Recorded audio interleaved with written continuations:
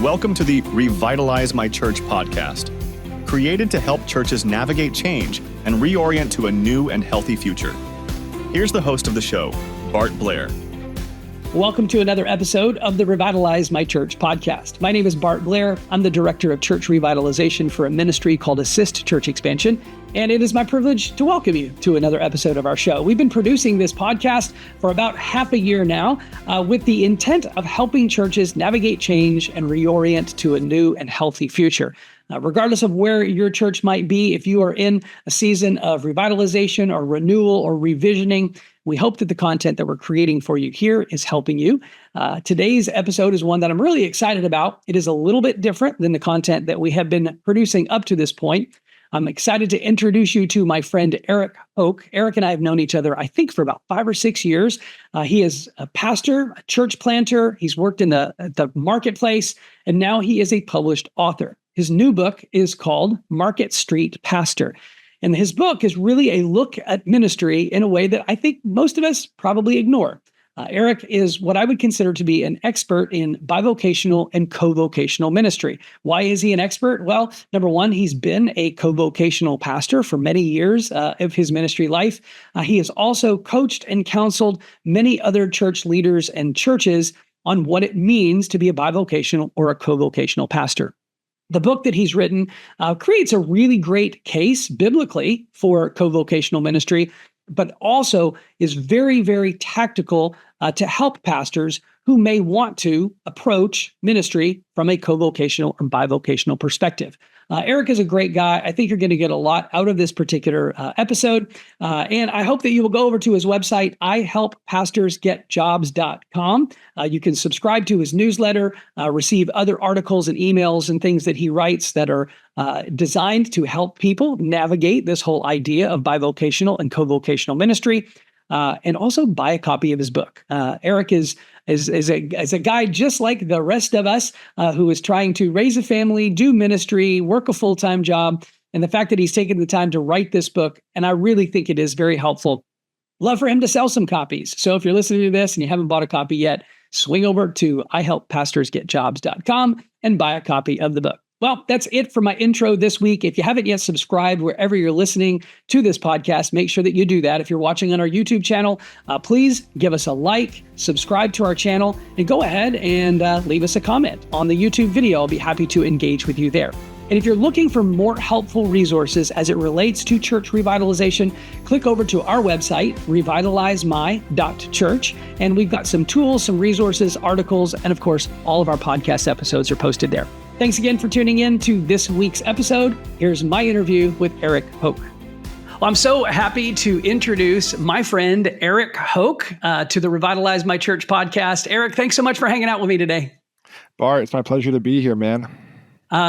You and I have been connected to each other through ministries and a mutual friend over the course of the last few years. I've watched your journey from afar, which is even just in the few years that you and I have known each other it's been quite a journey. And then the more I learn about your ministry life and your ministry journey, there have been a lot of adventures in your young life. Why don't you share with our audience a bit of your story, how you ended up in ministry, a little bit about sort of your ministry journey and how you ended up doing what you're doing today, which, by the way, for those that are listening to the podcast, we're talking about a book that Eric has recently published called Market Street Pastor. And we're going to dig into the details of that book here in just a few minutes, but let's let Eric set it up by sharing a bit of his story.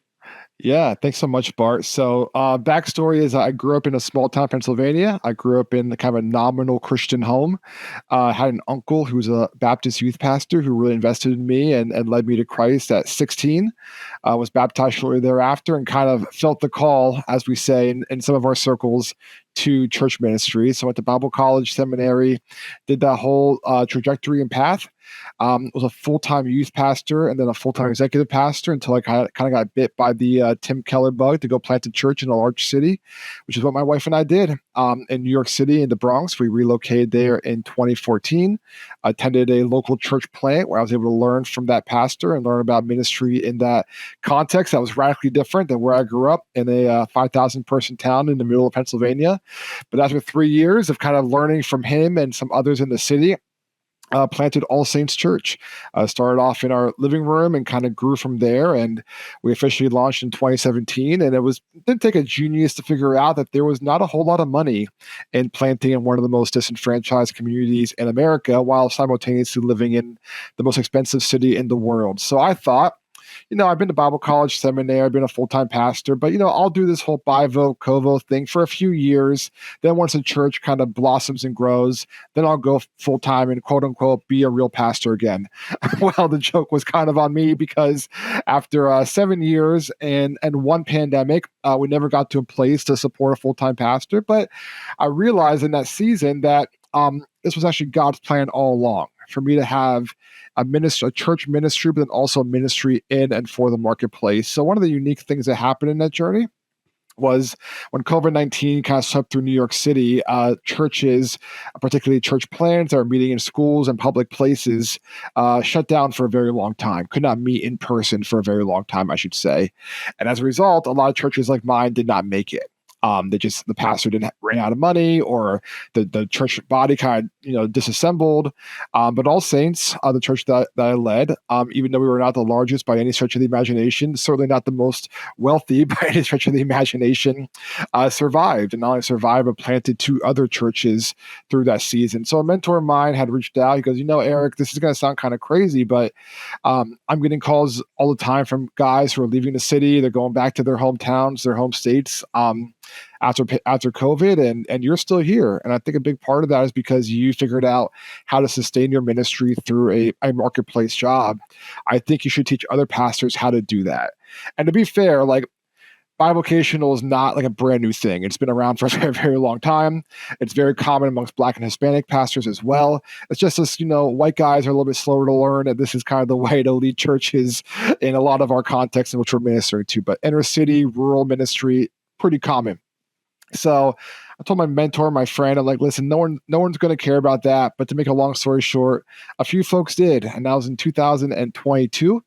And I started ihelppastorsgetjobs.com, began kind of coaching and resourcing pastors. How do you think differently about ministry, differently about bivocational, co-vocational? How do you sustain your ministry, long term?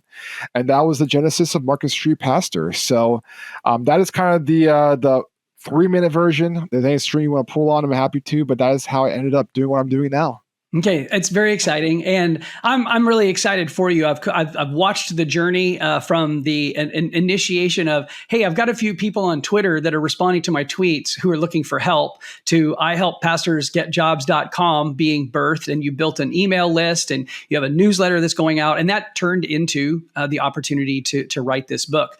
One of the things I want to do as we get started here is start with some definitions. You do this in the book, and I want to start by sharing a little story with you that I think will set this up pretty well. I was working with a church a few years ago that was going through a pastoral transition. They'd had the same pastor for, I think, 35 years. That pastor had passed away suddenly. The church, most of the members of the church had never been through a pastoral search process before. And when I went in and started working with them, we were working to try to help them revitalize, to find a new way forward. And part of that process was helping them identify who the pastor was going to be that they were going to call to do this. As we started working on their finances, their budget, what they were able to offer in terms of a salary, one of the things that I realized was that they simply didn't have enough money in their budget for a full-time salary. They had some other resources available that I had encouraged them to try to make available to top up salary, but they were unwilling to do so.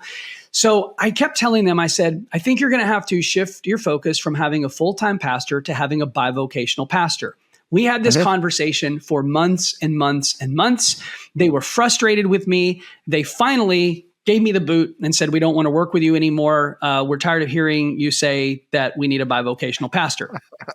So what ends up happening here is I begin peeling back the layers, having some follow-up conversations and trying to figure out what's happening.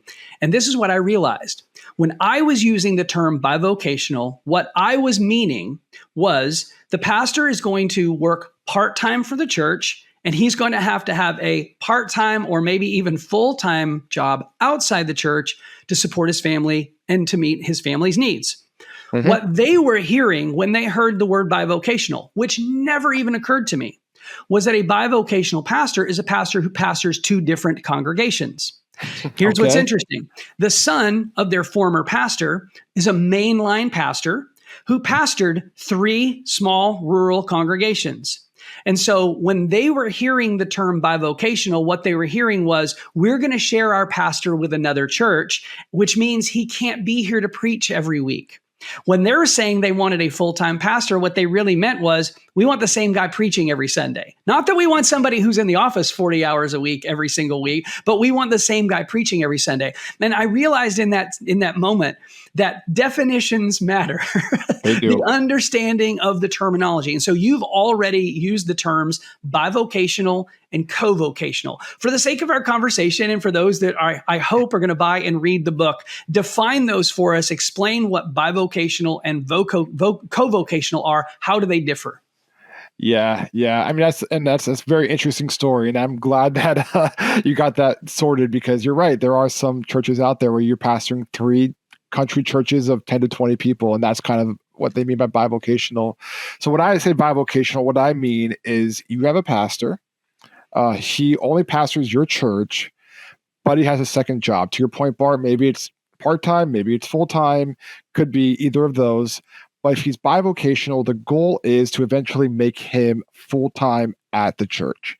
So with that being said, like, he'll be working a second job for a season, but as the church grows, as more money comes in, he'll quit that job and focus fully on the church as his vocation. Like, that's the end goal. A co-vocational pastor is somebody who says, I have a church that I pastor, and then I have another job, part-time or full-time. And even if the church could afford me full-time, I'm going to keep the part-time or full-time job, because I view that as my ministry as well. So my ministry is not just to the church, it's also to the marketplace. So the distinguishing factor is, co-vocational is a strategy that I'm going to employ indefinitely. Bivocational is a strategy I'm going to employ temporarily. The other layer to add into this is that you cannot function as a co-vocational pastor with a bivocational mindset. Mm-hmm. What do I mean by that? Bivocational mindset says, yeah, we're all going to chip in and kind of help the pastor because we know he's working another job. So maybe you have an elder preach once a month, or maybe you have another elder lead a Sunday school and the pastor doesn't, and you understand, well, yeah, but this is only for a year until we get enough money coming in. Co-vocational says that those elders, those deacons, those volunteers, no, they're going to lead at a high capacity indefinitely. Like that, this is how our church is going to operate.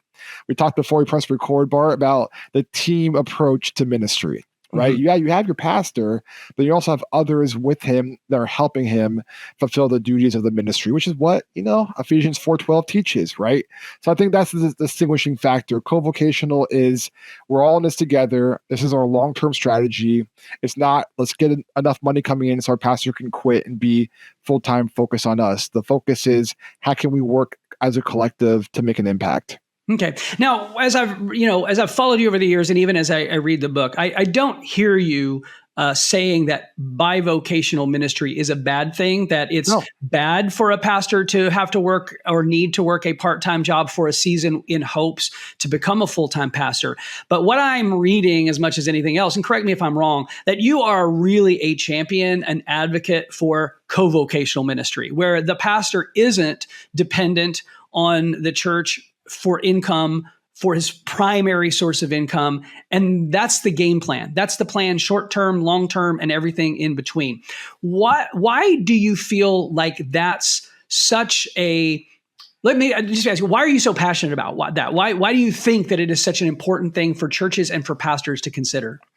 Yeah, and you read me right, Bart. I'm one of, like, some people I might read one tweet that I put out and think that Eric hates full-time pastors. I don't. I was a full-time pastor. Or Eric doesn't like Bivo guys. And if you go full-time in church, you're somehow less of a pastor. Not at all. Listen, we all have different callings, giftings, and even seasons. As I shared at the beginning, I was full-time for a considerable amount of time, and I enjoyed that season of ministry as well. Why I'm a big fan of co-vocational is, well, there's a variety of reasons. So we'll start at the top and work our way down. The top reason why I'm a big fan of co-vocational ministry is that it helps the pastor to not get kind of sucked into the tunnel vision of, like, church is my identity. Church is all I do. Church is what I think about 24/7. And it gives him access to the broader community. Gives him access to people who are not believers, to work environments where he's not the person in charge, places in which he can just kind of get out. I found this interesting stat. I don't know the source. Maybe we can put in the show notes. But actually, co-vocational pastors are less likely to leave ministry than full-time pastors. It kind of got me thinking, like, well, why is that? And I had a friend tell me because co-vocational pastors leave ministry every single week. Like they leave church ministry every single. They go to a mental space where they're not thinking about it. So like for the sake of the pastor's well-being, having something that he does outside of just the church helps make him a better pastor, because now he has a better understanding of what do my people experience as Christians every single day, kind of in the marketplace. When I was a full-time pastor and I got there to preach on a Sunday, I didn't know what Bob, who worked in IT, or Katie, who was a school teacher, what was his or her week like during the week. I had no idea. My week was spent writing sermons and looking up things in Greek, which I didn't do very often because I'm not very good at that. But that was our worlds were so separate that it was very hard for me to relate to them in any tangible way. So that is kind of the first one. The second one is that this then empowers the church body to be activated for mission. You know, what we have experienced, Bart, in the last, 100 years or so, you know better than I would, is a church model that says, hey, church is a building you go to or a place you go to on Sunday. You kind of see the professional up front preaching. You kind of give a tithe or offering for religious goods and services. Then you get in your car and you go to Cracker Barrel and you go home. And most Christians are not activated to live on mission or live in ministry because they say, well, we pay our pastor to do that. When I was pastoring All Saints Church, we were a completely mobile church. We met inside of an elementary school in the South Bronx of New York City. I never once had to twist the arm of a church member to help me tear down a service. Why? Because they knew Eric's going to wake up tomorrow morning, shower, shave, put on a suit, hop on a train, and go to his job just like I am tomorrow morning. So therefore, let's pitch in together. Let's all do this work together. And the third, let's just be super practical here, is cost of living is only getting higher. Inflation is outrageous. And, let's just say $50,000 salary in 2024 is not what $50,000 salary was in 2014. And for a lot of our churches, and this includes mine, if you have a $90,000 a year budget or $100,000 a year budget, how much of that really can go to a pastoral salary? And how can a family, particularly if a married man with children, live off 30, 40K a year? It's just not sustainable for most of us. Yeah. So if you happen to be listening to this podcast or watching and you are part of an elder team, church leadership team, maybe your church is in a transition and you're trying to figure out if and when to call a new pastor, and should that person be full-time, part-time, bivocational, co-vocational, but your desire, I know most churches are going to desire to have a full-time pastor. Like that's the desire of the church most of the time, which is why I told you before we started recording that I think the next book you need to write is for the church, so that they can see a biblical case for what bivocational or co-vocational ministry ought to look like. Colossians chapter 3, end of 3, beginning of 4, somewhere around there, we see God's house rules for those who are followers of Jesus. And Paul writes about the marriage relationship, the parent-child relationship. He talks about the slave-master relationship. And this is a passage that I want church leaders to look at, because one of the things that the master is supposed to do for the slave is to treat them well, which I think means compensating them well. And the reality is if you as a pastor or as a church, an elder team, a board, can't compensate your pastor well, if you can't treat them well, if it's not fair, and by fair, I mean, not better than what other churches in the community are paying the pastor, but what everybody in the community is earning as a whole, then you might need to consider a co-vocational or a bivocational scenario. It's tough. It's a difficult conversation to have. It's very sensitive. But I don't want to get into the church conversation. I want to focus on your book. Okay. Let me come back here. Well, hold on. This is a really good string to pull on, because I had a conversation with a full-time pastor, rural United States pastor, and his church can't afford to keep him full-time. He's married, he has 4 kids, and he has a unique skill that he can make money part-time, half-time. And he's gone to the board. He's like, hey, listen, guys, like, we ran the numbers. we're bleeding money out of our reserves. I can go work 20 hours a week, 10 hours a week, and make some extra money. That puts less of a burden on the church. We can put more money back into ministry. And like they didn't want to do that. And this is for the church leader, and this might hurt someone's feelings. And I'm sorry, Bart, for hurting your listeners' feelings. But one of the church elders said, well, let's take a look at your family budget and see where you can cut. And like, that's crazy. And this guy's not driving a Tesla and living in a 5,000 square foot house. Like, I can tell you that much. And what they said to this pastor who wants to like sustain this ministry, who's willing to make some very real sacrifices, is, well, your daughter's ballet lessons are $100 a month and your son's little league is like $80 a month. You can cut those. That was their solution to this. As opposed to him going to get a part-time job, they said your kids should do less normal kid activities. So I want to put it out there. If that's your strategy as a church leader, maybe it's time to rethink your strategy.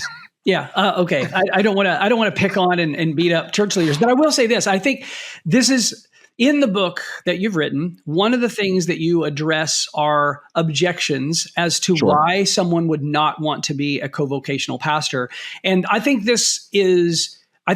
one of the objections is objection number 5. I have a note here, which is co-vocational ministry is an admission of failure. And I think that runs on both lanes. It's an admission of failure on the part of the church, feeling like they can't meet the needs of their pastor to provide enough for him to be full-time, or it's an admission of failure on the part of the pastor to say, I tried to be full-time ministry, but it's just not working for me, and I have to be co-vocational, or I have to work in the marketplace. Why don't you take a minute to speak to the person who might, in their gut, feel like having to work a job? I spent all my years, I went to Bible college, I went to seminary, I was going to be a pastor. That's what my identity is tied up in, as you said before.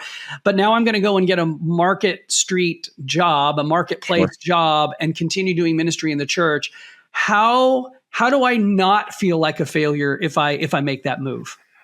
Yeah. I mean, I guess the first question that I'd ask, it's always sometimes better to ask questions and give advice, but I think I would ask that pastor of like, where's the case that you would make, whether it's scriptural or even your polity of the particular church that you are a part of, or the seminary training you received, that informed that, like that told you if you're a part-time pastor, you're a half-time pastor, you're somehow less than. Like, let's just kind of start there. Let's untangle that. And I think for a lot of us, and this was my own journey as well, I think a lot of it boiled down to my own pride and my own ego, and realizing, you know what, like there has been a 2,000-year history of Christianity, and God has used full-time pastors, part-time pastors, lay leaders, ordinary Christians for his redemptive purpose in the world. And for me to think that somehow, some way, if I fall out of the category of being a full-time pastor, I'm somehow less than, in my view, it's pride and ego. And I talk about this in the book as well.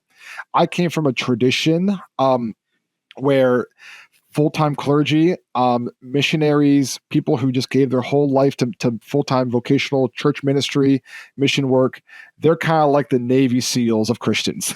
Like they're this elite force. They're the best of the best. They have this honor that they deserve, and then the rest of us are kind of the second-class Christians. Yet New Testament teaches something totally different, right? That we're all, called to ministry. We're all called to walk out and live out our faith. And there are pastors that are called to pastor and shepherd people. There's also evangelists, and there's also teachers. There's also, apostles. And like, even back to our earlier conversation, Bart, before we press record, like, I planted a church because I'm someone who's apostolic, but I'm not necessarily someone who's going to be pastoral at that same church for 40 years. And there's likely a time in my life where I felt like, well, I must be a failure because I didn't do what some pastors do, like someone like Jim Cymbala or Pete Scazzero. These are people I really admire who stayed at the same church for 40 years. But God hasn't called someone to do that. I mean, God didn't call the Apostle Paul to stay at the Church of Corinth for 40 years. He called him to go there, establish a work, and then move on. So that's kind of how I would encourage someone to think through that. Who told you that? And is that scriptural, or is that pride and ego speaking? And then what does that say to the men and women who aren't full-time in ministry? Does that mean that you think they're less than as well? Just pulling on a string a little bit, we recognize pretty quickly, I guess it does kind of fall apart pretty easily. Now, I want to talk a little bit about something I think you address in the book, and you may not connect the dots exactly the way that I'm going to connect them here. But one of the things I think makes pastors or church leaders feel like they're a failure if they're not full-time in ministry is because they think they have to take a job that they're actually not going to like or not going to enjoy. And that is one of the things that you do address in the book, which is, I've got a quote highlighted here. You're talking about a guy named Richie. Richie would have hated driving a school bus or working as a bank teller simply based on God's wiring for his life. So it wouldn't make sense for Richie to quit his pastor job to go be a full-time bus driver or full-time bank teller, because he would probably be miserable and be longing to get back into the ministry the whole time. How do you coach pastors to think about opening up their worldview of what the possibilities are, what they could be doing, what they might be doing that actually might fulfill some of the desires that God has built into them, even if the work that they're doing vocationally is not in the local ministry, it's not church work? Yeah. So I'm going to do the thing that every author does and do a shameless plug for the book. So here it goes. Shameless plug in the book is that with the purchase of the book, you also get a free assessment that I developed that helps you understand how has God uniquely wired you, and what are the jobs in which I would thrive as a person.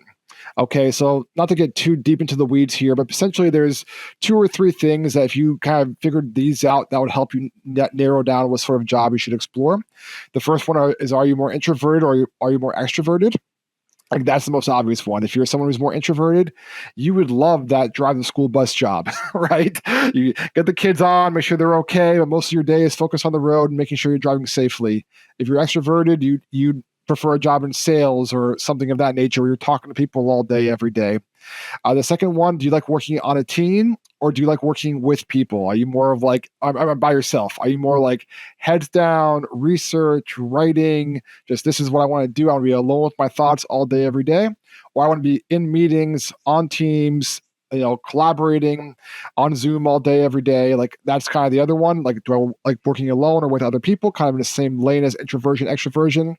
And the last one is, do I want a fast-paced, dynamic kind of startup environment, or do I want like a slow and steady, wins the race environment? And there's like a few other ones that kind of can color in the lines, but like those are the 3: teamwork, introversion, speed in which you want to work.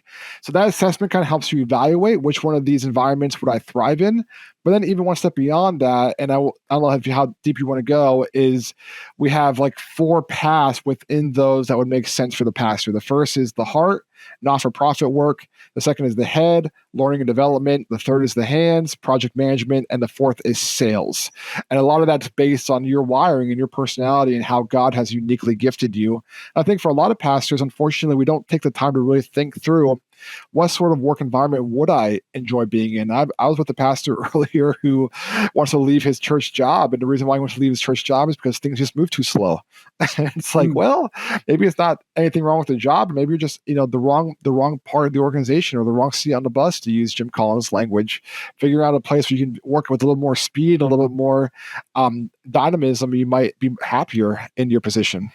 Yeah, for a very short period of time in the last church that I pastored and co-planted, I was bivocational for a very short period of time. And it was bivocational because the plan had been that I would eventually move to staff full time, which I eventually did. But I had 2 different jobs during that season. And I approached both of them as a means to an end. If I could rewind the clock, I probably would have approached it very, very differently. If I'd read your book 10 years ago, 11 years ago, I would have approached it very differently. The first job that I took was working in I was working in a pharmacy that still processed film from people who used film cameras. Like, it is a very, very tail end of that world. And my job was literally going into a lab every day for 8 hours and processing people's photos. I hated that job. I hated being stuck in that little lab all by myself. I hated having to just sit there and use the machine and put people's film in and then print their pictures. I hated it. The other job that I had for a short time was I got hired as a contractor by a company that developed content management system websites, essentially for school districts. And I got to go into the schools and train the staff in the schools on how to use the software.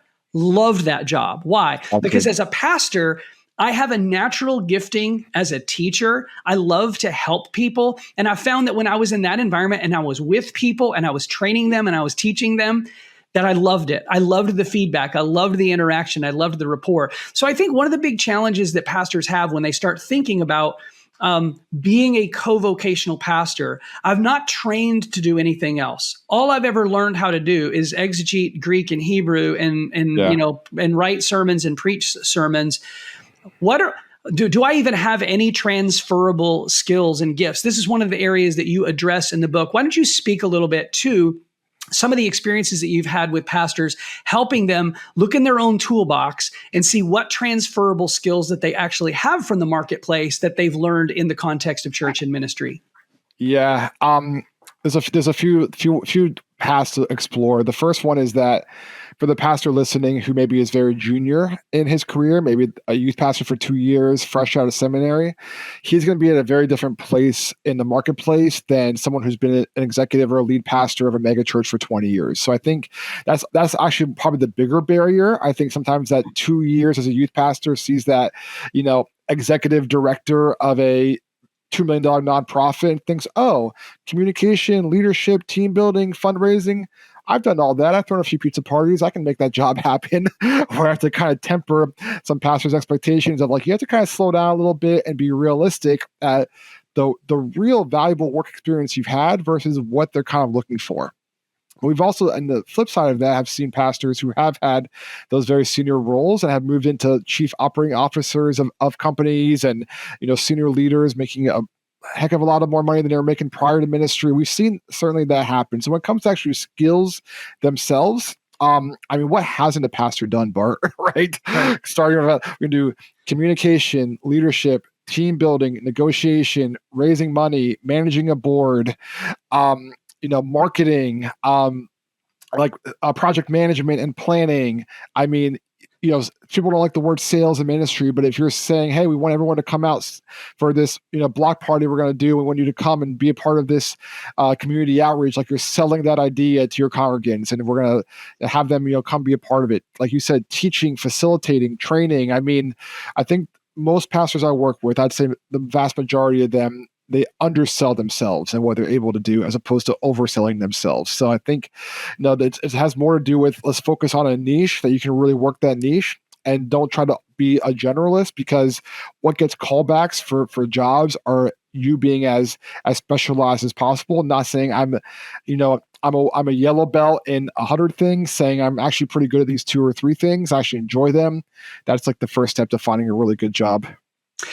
Okay, we're coming up on the end of our time. I have so much more that I want to unpack with you, but I think there's one area that we need to address so that we can really at least get people to, I want them to get the book. I want them to read the book. Even your own story, Eric, you talk through the experience that you had in training. I'm assuming it's for the company that you are currently working for, doing the training that you do, and just sharing your own story there. I'm like, well, of course you did well in the 45-minute presentation that you had to do, because you've been doing 45-minute presentations for years and all the other people in your class have not, right? So You win, even though you may have felt insecure about what you were doing. And for those of you who have no idea what I'm talking about, you have to read the book to hear Eric's story there. Thank you, Bear. Okay. Thank you, Bart. Okay. So the last question that I want to ask you as it relates to this whole idea of co-vocational ministry, which I think is the elephant in the room, that is, if I'm working a full-time job, 40 plus hours a week outside of the church, how in the world do I get the job in the church done? How do I find time to write a sermon? How do I lead the ministries? How do I lead the people in the church? How do I do hospital visits? How do I do weddings and funerals? How in the world do I scale my life in a way that I'm able to actually fulfill all the responsibilities that a pastor has in a church if I'm working another full-time job?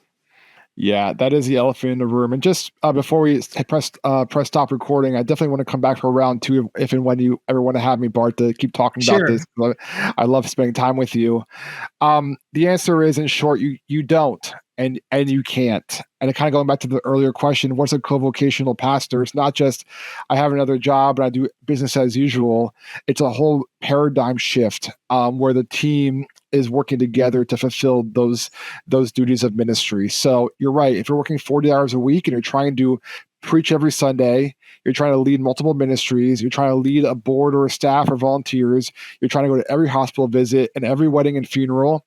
You're going to burn out in 3 months and you're going to send me an angry email and I'm going to feel bad about myself. So please don't do that. I had a previous podcast I was on asked me a really good question. It's kind of in the same vein as this. If you could put a warning label on Market Street Pastor, what would it be? And a warning label would say, do not do business as usual if you apply the principles of this book, because it's impossible. So I think for the elder or the church leader listening to this, you might be sitting here thinking, oh my gosh, this is great. This could solve a lot of my problems. It could help me meet people in the community. Your first step is not get a resume done and go out and find a job. Your first step is making a 3-column system. And the first column says, what are things only I can do? The second column is what are things I can delegate? And the third column is what are things that need to go away? And I think for some of us in ministry, and this is where I'm going to step on a toe or two, and I apologize in advance, is I think sometimes we spend so much time in that third column. These are things that they're important to get done, but they're more nice to haves than actual critical moving the mission forward tasks and duties. And there's a lot of things that delegate pile that we have an elder in a church or a lay leader in our church. They'd be more than happy to take that on for you. But we haven't given it up because we feel like, well, since I'm full-time, I have to do this thing. It could be as simple as folding the bulletins for Sunday or something like, scheduling the social media posts for the week, whatever it is. These are things that you can delegate to people in your church that'd be happy to help accommodate those. And then there are certain things that only you as a pastor can do. But when you make this list, you're going to realize, oh, this is actually a lot shorter than I thought it was. And one of the things that we did at our church, and not everybody has this luxury, and that's okay. But even our church plant, which was a small church, I did not preach 50 Sundays out of the year. I preached maybe 30 to 35. I had an associate pastor that preached 10 to 15. We brought in an occasional guest speaker, and we even had some lay leaders give a sermon every now and again. Not everybody can do that. I understand that. I'm sensitive to that. But I think even that big rock by itself to say, do I have to be the only voice my people hear 52 Sundays out of the year? Maybe you feel like, yeah, I do. That's part of my duty. Okay. I'm not going to tell you how to run your church, but at the same time, realizing what are the unique things that only I can do as a pastor, zero in on those, the rest delegate or eliminate.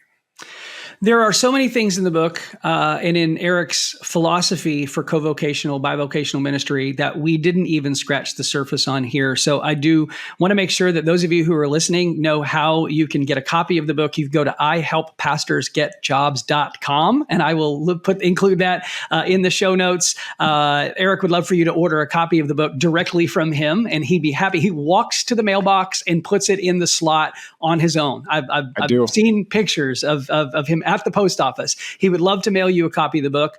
You can subscribe to his newsletter. He sends out a weekly, is it weekly? I think it's weekly. Yep, every Monday, newsletter. I'm subscribed from multiple email addresses. I don't know how I ended up doing that, but I get multiple copies of it every week. And Eric is a great resource. So if you're a person who needs some coaching and consulting in terms of a vocational transition, he offers that service. If you're sitting there thinking, maybe I should look at becoming a co-vocational pastor, or maybe that's the next season for me. Maybe you're a church leader listening to this and thinking, okay, we're going to have to hire a co-vocational pastor, but we need to figure out our ministry strategy. That's what I want to help you with. You can reach out to me, and I'd love to work with you and your team to figure out how to structure your ministry plan and your ministry strategy so that you are not solely dependent on a paid professional Christian to run and lead your ministry. One of my favorite authors of the day is Hugh Halter, who wrote a book called The Tangible Kingdom. If you haven't read that, you should read that. One of the things that Hugh has done is he's planted churches as a co-vocational pastor, painting houses. That's his career and his therapy, I think it sounds like, based on the way that he writes about it. But one of the things that he says is that the church needs to see itself as a sent body, not just as a sending body. We all collectively as the church are part of the mechanism that God wants to use to expand his kingdom and to reach people in our community. And therefore, it requires all of us being involved. But we've grown dependent on the senior pastor, the lead pastor, as being the one who does all of the professional Christian work. And I think that we're in a season in our culture, in America, in Canada, where we need to kind of get beyond that. And we need to help our church family see that we're all called to ministry. We're all ambassadors for Jesus. We've all been given the ministry of reconciliation, not not just the guy who gets a paycheck and lives in the parsonage. So, Eric, any parting words for our audience today? Bart, I think you pretty well nailed it. I think the biggest thing that I would just conclude with is that whether you heard this conversation, you thought, like, this is amazing, I love every second of this, I can't wait to learn more, or you heard it and it made your skin crawl a little bit, I think it's just worth considering that this is the future, like you said, for the church in the West. And I think the churches and the boards and the pastors who kind of have the wisdom and discernment to say, how can we begin putting pieces into place now, are going to be better positioned for the church of the future. Well, Eric, thank you again for joining me on this episode of Revitalize My Church podcast. For those of you who are listening, if you've made it all the way here to the end, thank you for sticking things out. If you haven't yet subscribed wherever you listen to your favorite podcast, make sure that you do that. If you're watching on our YouTube channel, feel free to leave a comment. I monitor those comments and I'd be happy to engage with you there. And I hope that you will go out and get a copy or order a copy of Market Street Pastor from Eric Hoke. Eric, thanks again. Thanks, Bart. This was a lot of fun.